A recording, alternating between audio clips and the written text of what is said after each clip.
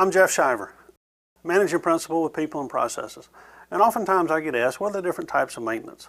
And if we use your car as an analogy to start with, let's take the front tire. If we want to measure the wear on that tire, is that intrusive or non-intrusive? And it's actually non-intrusive. We're simply doing an inspection, condition monitoring, measuring the wear. So, and then if we take, for example, changing the oil, is changing the oil intrusive or non-intrusive? And we know it's intrusive because we introduced the opportunity for infant mortality, meaning that we could cross-thread the drain plug, we could not apply the filter correctly, we could even put the wrong type of fluid in there. So that's intrusive.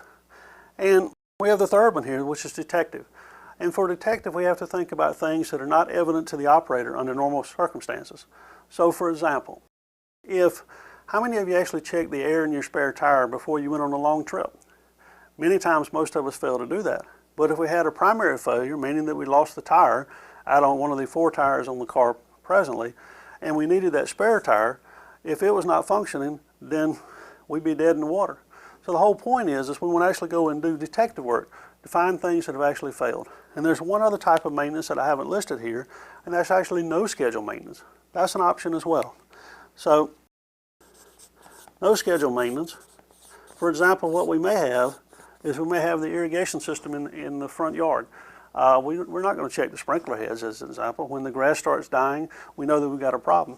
But the risk doesn't outweigh the benefit of actually doing the inspections and stuff. So no scheduled maintenance.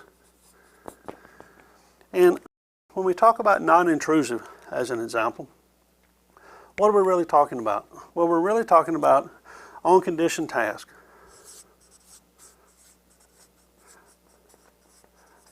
On-condition tasks can be things like an operator looking at the output of a valve, or looking at the throughput from a flow meter as an example, or simply looking to see if the belt's cracked or worn.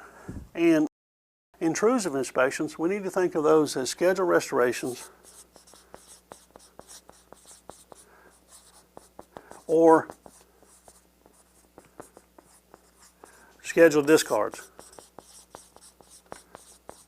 Now, if you think about this, really, these two types of maintenance are time-based, where this is more condition monitoring. And with detective maintenance, what we're really talking about is failure finding. We're looking for things that would not be evident to the operator under normal operating conditions. So failure finding